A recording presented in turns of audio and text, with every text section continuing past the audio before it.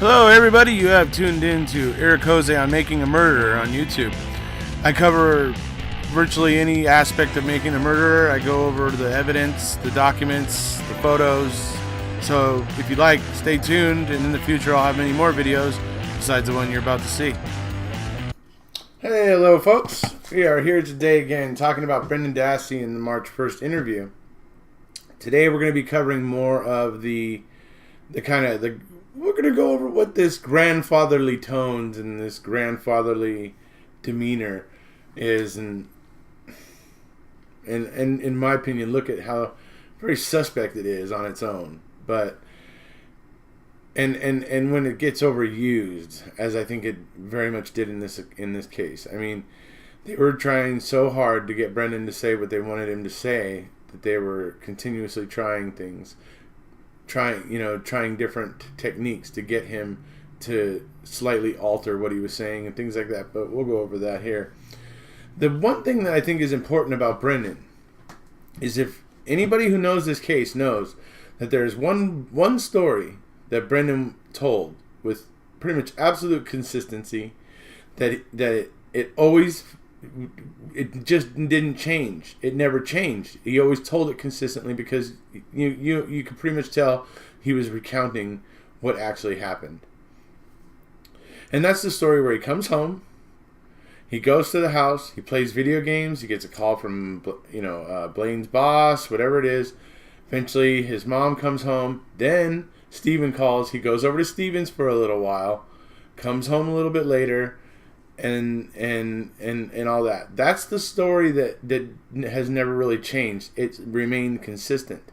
Okay? The story that changes, the story that does not stay the same, is this coerced story that you see these detectives working so hard to get him, not just to get him to say incriminating things, but to get him to say the right incriminating things. Because if he says the wrong incriminating things, it makes his confession worthless to them, so they have to get him to say the right incriminating things. And that's the real difference of what you're seeing in this interview. You're seeing the cops trying to get Brendan to go between the wrong incriminating things that he says to the right incriminating things for him to say, so that they can use his confession and make it look credible. That's really what's going on here. I just don't understand it when I see, like, for instance, Judge Hamilton. Judge Hamilton says that he sees a boy who was resisting the officers. He was resisting, the officers, and he didn't want to tell the truth. It just makes me wonder about Judge Hamilton. Has he really looked into the case fully? Is there some reason he has to be biased? Because when you look at it, Brendan tells the story. Like I said, like I started out with today, is that Brendan tells the one story with absolute consistency. It's only this cockamamie, coerced confession that goes awry and gets completely whack and doesn't, it changes, constantly changing. The narrative doesn't stay the same on it. And the cops and Fassbender and Wiegert are constantly coming in there, prying at him, getting him to alter certain aspects of things that he said because they don't think it works for their narrative. I mean, that's what's going on here. Anybody who's denying that, or who can't see the distinct possibility of it, at least, if you can't at least see the distinct possibility that Brendan was just guessing and he was being coerced, then you're really not paying attention, or you don't really want to look at it. One of the two. It's one of the two, because it's right there. It's right on film when you watch these guys, and I'm going to show you some of it here today. So we're going to go into first here. We're going to go into where they're trying to get Brendan to say what they want him to say when he came home from school. So it's like, what really happened, Brendan, when you came down, the school bus dropped you off and you came down the driveway or whatever. What really happened? And you're going to see here all of the various suggestions that they're going to make and stuff. And then at the very end, tell him that they're not trying to that they can't put any words in his mouth, or they can't say it for him or whatever. I mean, it's like, well, of course you can't say it for him. Why would you even suggest saying it for him? Because he doesn't know what you want, and he would be guessing, and he's probably going to make a bad guess. Well, anyway, we'll move into the first clip here, and we'll come on back. I want to revisit when you got home from school. Okay? You were with Blaine, is that correct? Yeah. Okay. And you said you walked down the road to your house. And you said that you saw Stephen on the porch. Mark and I are having a problem with that. Now, I'm not saying that I'm going to put words in your mouth, but we're having a problem with that. Okay, pay attention here, because this is how it goes. Mark and Tom have a problem with that. Whenever Brendan is saying something that they don't like, whenever they need him to alter what he's saying, it starts out just like this usually. Oh, Mark and I have a problem with that. We have a problem with that. They're trying to get him off of his story that is consistent and doesn't change. They're trying to break him away from that so that they can start molding him into the narrative they want. First step is getting him to say that he went to Stephen's house when he came down the driveway. And that's essentially what they're trying to do here. So, it always starts out pretty much like that, though. Throughout the interview, there was always Tom coming in and saying, Mark and I have a problem with this. And here it is. You know, Blaine not seeing it, stuff like that, and the time period, because it's 3:45, and we're real familiar with time periods here and when she got there and stuff. Is there something you need to tell us about that? When you got home, what did you see before you went into your house? Did you even go in your house, or did you go over to Stephen's? You know, talk to us about what happened there, because the time periods aren't adding up, bud. So there you see right there, a plot point suggestion. Did you even go home? Or did you go over to Stephen's trailer? So there it is. They're basically letting him know the story that you've been telling isn't acceptable to us, but what would be acceptable to us in their sly way of suggesting it is that if you say you went over to Stephen's. That's the implication here. That to this very suggestible 16-year-old kid. Can't deny it, it's right there. Well, I don't know if Blaine's seen it, but I never asked him about it. So I don't know if he's seen it or not. Again, whether Blaine saw it or not, the time periods aren't adding up. They're not equaling out. We know when Teresa got there. And I guarantee you Teresa's not standing on that porch when you come home from school. I don't see that.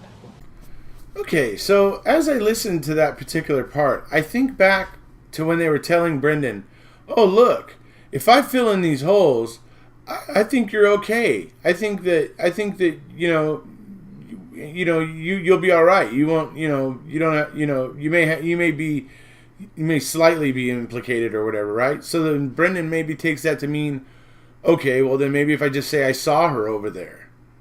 If I saw her over there around that time, then that way they get what they want, and I don't have to say I don't have to be like involved in this big old lie. He's trying to like minimize how much he's being. It would seem to me he's trying to just say, okay, yeah, I saw her over there to please these investigators.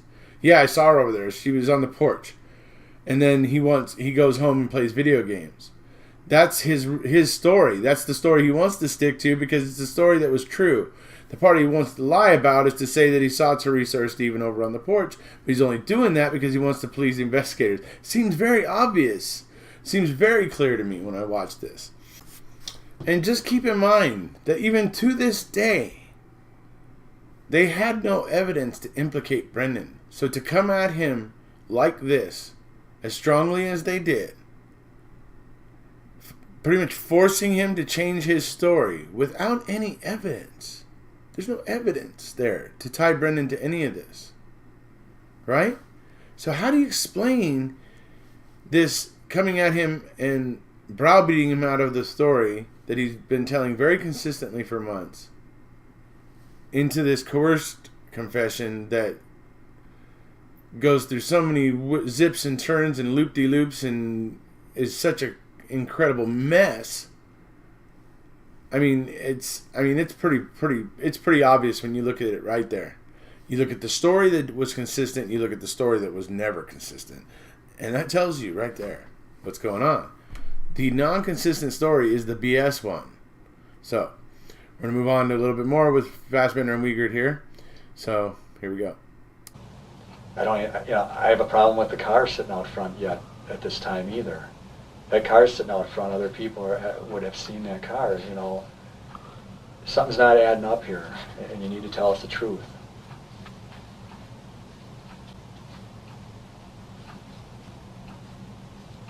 Did this all start right when you came home from school? You need to tell me. You need to be honest with me. I can't tell you. I can't tell you these things. Yes, but you are telling him these things, Tom. Unbelievable, that statement right there. I mean, all throughout this interview, he is feeding Brendan tidbits of information so that Brendan understands what he and Mark want him to spit back, basically, at them. Ridiculous. That last statement to me is so beyond ridiculous. But now we're going to move into all the parts now where also in an effort to get Brendan to say what they wanted him to say, to get him to alter his original story and to try to give them the story that they were looking for on March 1st to fit the narrative that they had already established in their minds. Mark proceeds to start getting a little creepy, in my opinion, when you watch it. When you watch it, the way he does it, it's a little bit creepy. But it's when he starts touching Brendan or patting Brendan, I guess is probably what he would say he was trying to do. It looks very awkward, and because it looks very awkward, it looks very creepy. But it's him. He'll Brendan will be saying something that he maybe doesn't like or something, and you'll see Mark scoop forward in his chair like this and lean like this towards Brendan, right? And when he leans towards him like that, he's just waiting within seconds after Brendan's done talking or whatever, or after he's going to say something, and then as soon as Mark answers Brendan about something, he'll then reach over and pat Brendan or whatever you'll see here. But these are the things that, why do you need to be touching this kid? Okay? You've already been expressing the fact that in this interrogation you're asking Brendan, are you just telling me that, or did that actually happen? How many times has that question been asked in this interview? Because they are aware that they're coercing this kid, and this is just another tactic. So they're trying to get him, push him and prod him and get him into saying what they want him to say, and it's very obvious. But these particular scenes with Mark touching him, and even at one point going over and sitting next to him and like putting his arm around Brendan's shoulders, kind of thing. I mean, you'll see here. We'll come on back, but we'll go ahead and take a look at it right now. Okay, keep going. We already know. He used you for this. Come on, be honest with us. Be honest with us. We already know. It's okay. We're gonna help you through this, all right? Tell us, how do you know that? I can't say it. Brendan, I already know. You know we know. Okay? Come on, buddy. Let's get this out, okay? You're coming back with the mail. Take us through it. What happens next? Remember, we already know, but we need to hear it from you. It's okay. It's not your fault. What happens next? Does he ask you? What about the knife? Where's the knife? Be honest with me, where's the knife?